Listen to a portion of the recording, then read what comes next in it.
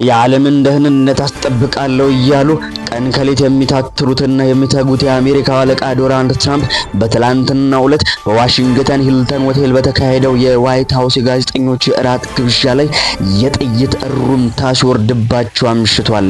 እንኳን የዓለምን ሰላም ለማስጠበቅ ይቅርና ከዛ የጥይት ውርጅብኝ ራሱ የሰማይ ስባሪ በሚያህሉ ጥበቆቻቸው ነው ተከናንበው ከእራት ግብዣው የወጡት የተባለው። ውድ አድማጮቻችን ይህ ወሬ ነጋሪ የተሰኘው የዓለም አቀፍ የወሬ ትንተናችን ነው። የዓለም ውሎና አዳሯን እንዲሁም አመሻሿን በሙሉ ሳይሆን በግርድፉ እንተነትናለን። እንዲሁም እናንተ ሰብስክራይብ እያደረጋችሁ ትቆዩ ዘንድ እጋብዛችኋለሁ። ሁነቱ ሲፈጸም ቅዳሜ አመሻሽ ነው። በርከት ያሉ ጋዜጠኞችና ትላልቅ የመንግስት ባለስልጣናት የአሜሪካውንም ካቦ ትራምፕንም ጨምሮ ሚስቶቻቸውን ባሉበት ለእራት በተሰበሰቡበት ነው ጥይት ሲርከፈከፍባቸው ያመሸው። የጥይቱን ነገር እንመለስበታለን። ትንሽ ዘግየት እናርገውና በመጀመሪያም ግን ጋዜጠኞቹና ባለስልጣናቱ ለእራት የተሰበሰቡበት ምክንያት ምን ይሆን የሚለውን ቅድሚያ እንሰጣለን። ይህ የእራት ግብዣ በየዓመቱ የሚካሄድ የዋይት ሃውስ ዘጋቢዎች እራት በመባል ይታወቃል። ነገርየው እራት ከመመገብና ሆድን ከመሙላት የዘለለ አጀንዳ ያለው ስብስብ ነው የተባለው። ድግሱ በየዓመቱ ጋዜጠኞችን ከመሪዎቹ አሊያም ደግሞ ፕሬዝዳንቱን ከጋዜጠኞቹ ጋር የማወዳጀትና ግንኙነታቸውን ለማጠንከር ታቅዶ የሚሰናዳ ነው። በዚህም አያበቃም። በጋዜጠኝነት ሙያ መሰማራት ለሚፈልጉ ትናንሽ ተማሪዎች ገንዘብ የመሰብሰቢያና ስኮላርሺፕ ለመስጠት በተጓዳኝ የሚሰራ የእርዳታ እራትም ነው የሚባለው። አንዳንዴም ደግሞ ለሀገሪቱ መሪዎች በቂ ሽፋን ለሰጡ ጋዜጠኞች የማሞገሻና የማበረታቻ ሙያዊ ሽልማት ለመስጠትም እራቱን ይጠቀሙበታል። እና በዚህ ገዘፍ ባለ ድግስ ላይ ነው የዓለምን ሰላም ለማስጠበቅ የሚታትሩትን በዚህ የመካከለኛው ምስራቅ የኢራንና የእስራኤልን እንዲሁም ደግሞ ራሷን አሜሪካን ጨምሮ ለማሸማገል በወዲያ ደግሞ ሩቅ ምስራቅ ሩሲያንና ዩክሬንን ለማስማማት የሚጥሩትን እንዲሁም ራይታች የሚሉትን የታላቂቱን ሀገር አሜሪካን መሪ አንዱ ወጠጤ ሲያሸብር ያመሸው።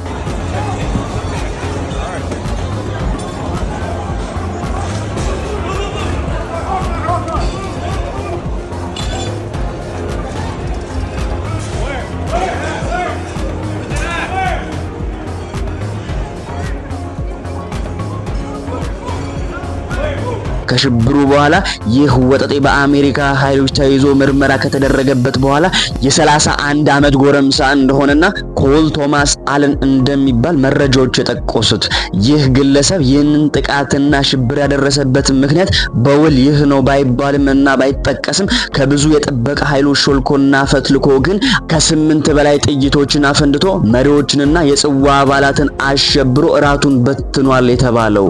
ተራራ የሚያህል ልብም ያላቸው ዶናልድ ትራምፕ ከዚህ ሁላ የተኩስ ልውውጥ በኋላም ሌት ዘ ሾው ጎ ኦን ሲሉ ተደምጧል። ምሽቱና የእራቱ ሁነት ይቀጥል እንደማለት ነው የአማርኛ ፍቺው። ነገር ግን የጸጥታ አካላት ጣልቃ በመግባት ምርመራ ሲያደርጉ ነው ያመሹት። ከዋይት ሃውስ መንደር ለቀን ደግሞ መዘዞ እያደር ወደሚመረቀዘው ወደ መካከለኛው ምስራቅ ስንሻገር ዳግም ይደራደሩና ለዓለም ሰላም ይሰጧታል ተብለው ሲጠበቁ የነበሩት አሜሪካና ኢራን በየጊዜው ተለዋዋጭ ሆነ አቋም እያሳዩ ይገኛሉ። ከወደ አሜሪካም የተሰማው ይህንኑ ነው። በፓኪስታን ኢስላማባድ ዳግም ለመወያየት ቀጠሮ ይዘው የነበሩት እነዚህ ሁለት ኃያላን ሀገራት በስተመጨረሻ አሜሪካ ተደራዳሪ ልዑክ ቡድኗን ወደ አሸማጋዩ ሀገር እንደማትልክ ነው የተደመጠው። በዋይት ሃውስ የፎክስ ኒውስ ዘጋቢ የዶናልድ ትራምፕን ቃል ዋቢ በማድረግ የአሜሪካ ተደራዳሪዎች ወደ ፓኪስታን የሚያደርጉት ጉዞ ተሰርዟል ነው ያለው። ስቲቭ ዊትኮፍስና ጃሬድ ኩሽነርን ጨምሮ ወደ ፓኪስታን ለመብረር እየተሰናዱ የነበሩት ልዑካን ቡድኑ በዶናልድ ትራምፕ ቀጭን ትዕዛዝ በረራቸው እንደተሰረዘ ነው የታወቀው። ፕሬዝዳንቱ እንዳሉት ከሆነ ሁሉም አማራጮች አሉን፣ በፈለጉት ጊዜ ሊደውልልን ይችላሉ። ነገር ግን ምንም ነገር ላለማድረግና ላለመነጋገር ተጨማሪ የ18 ሰዓታት በረራ አናደርግም እንዲሁም አያደርጉም ሲሉ ነው ትራምፕ የተደመጡት። እናም ዶናልድ ዶናልድ ትራምፕ ጉዞውን የሰረዙበትን ምክንያት ሳይተነትኑና ብዙም ሳያብራሩ በጉዞ መሃል በጣም ብዙ ሰዓታት ነው የሚፈጀው። ግፋቢል 18 ሰዓት በአየር ላይ ይውላሉ። ይሄ ደግሞ ብዙ ስራ ነው ያሉት የአሜሪካው ፕሬዝዳንት ዶናልድ ትራምፕ። አያይዘውም እንደገለጹት ከሆነ እኛ አሜሪካውያን ሁሉም አማራጮች አሉን፣ እነሱ ግን ምንም አማራጭ የላቸውም። ስለዚህ መነጋገር ከፈለጉና መወያየት የሚፈልጉም ከሆነ ማድረግ ያለባቸው አንድና አንድ ነገር መደወል ብቻ ነው ብለው የዓለምን ውጥረት ድጋሚ አቅለውታል። እኔ የምለው ግን ለ18 ሰዓታት የሰላም ንግግር ወደ አደራዳሪው ሀገር ፓኪስታን መሄድ ብዙ ስራ የሆነባቸው ፕሬዝዳንት እሳቸውና ወዳጆቻቸው ባባሱት ጦርነት እንኳን መካከለኛው ምስራቅ ቀርቶ ዳፋው ለዓለም ተርፎ አይደል ብዙ ሺህ ሰዎችና ብዙ ሺህ ህዝቦች በኑሮ ውድነትና በሞት እንዲሁም በአካል ጉዳተኝነት የሚማቀቁት ቀድሞውኑ አደራድራለሁ እንዲሁም ማስማማለው ሲሉ ወገባቸውን ሲያስሩና ሲፈቱ የነበሩት እሳቸው አሁን ደርሶ የጉዞ ጊዜ ረጅም ነው፣ እንዲሁም እኛ ብዙ አማራጭ አለን እናንተ ደግሞ ደጅ ጥኑ ሲሉ መደመጣቸው አንድም በዓለም ዘንድ ትዝብትን ይፈጥራል፣ ሁለት ደግሞ ለኢራናውያን እንደ ንቀት መልእክትም ይቆጠራል። እንደው ማን ይሙትና እዚህ ጋር ቆም እንበል። እንኳን ትራምፕ እኛ ብዙ አማራጭ አለን፣ አማራጭ ያጣችሁት እናንተ ናችሁ እና መደራደር ስትፈልጉ ደውሉልን ብለው ይቅርና ትዕቢት ውጥር ያደረጋቸው የኢራን መሪዎች ወትሮን ከአሜሪካ ጋር መሽ በጠረጴዛ ዙሪያ ቁጭ ብለው ማውራትን ወደዱ። ከትላንት ወዲያ የኢራን ልዑክ ቡድን መሪ መሐመድ አባስ አራክቺ ከፓኪስታን መሪዎች ጋር ተገናኝተው በመወያያቸው ሰዓት ላይ ስለ አሜሪካ ድርድር ሲጠየቁ የሰጡት ምላሽ በጠረጴዛ ዙሪያ ላይ ፊት ለፊት ሊያስቀምጠን የሚችል ምንም አጀንዳ እስካሁን አላገኘንም ብለው አይደለም እንዴ አፍንጫቸው አሜሪካ ላይ ሲነፉ የነበሩት?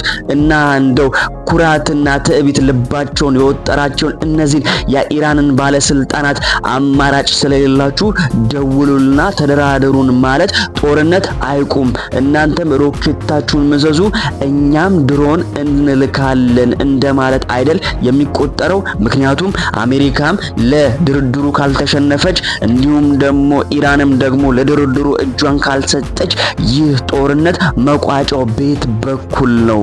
እንዴት ደግሞ ሊቋጭ ይችላል? ምንስ ነው ደግሞ የመቋጫው መፍትሄ ሊሆን የሚችለው? ለዚህ ሁሉ ምላሽ ሊሆን የሚችለው እንጃ ብሎ ማለፍ ነው።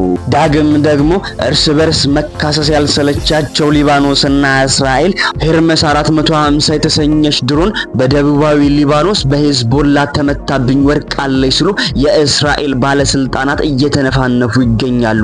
ደግሞስ በዚህ መነፋነፍ ቢያበቃ ጥሩ አልነበር? ሂዝቦላ የተኩስ አቁሙን ስምምነት ሙሉ በሙሉ አፍርሷልና ወገቡን ብዬ መሰረቱን አፍርሷለሁ ስትል የእስራኤል ጦር ሙሉ በሙሉ ጥቃት እንዲፈጽም ኔታንያሁ ያዘዙት። ደግሞስ በዚህ ውጥረትና ደግሞስ በዚህ ጉዳይ ምን ይፈጠር የሚለውን ደግሞ እየኖረን ማየት ይሻላል። ውድ አድማጮቼ የዓለም ጉዳ ቢማሳያልቅ ቢጎረጎር አይደረስ ቶሎ ሲታደር በየዕለቱ አዳዲስ አጀንዳዎችና አዳዲስ ወሬዎች አይጠፉም። ለዛሬው ግን ከዓለም አቀፍ ካገኘናቸው ወሬዎቻችን የተነተናቸው ወሬዎች እነዚህን ይመስላሉ። እዚህ ጋር ያበቃል።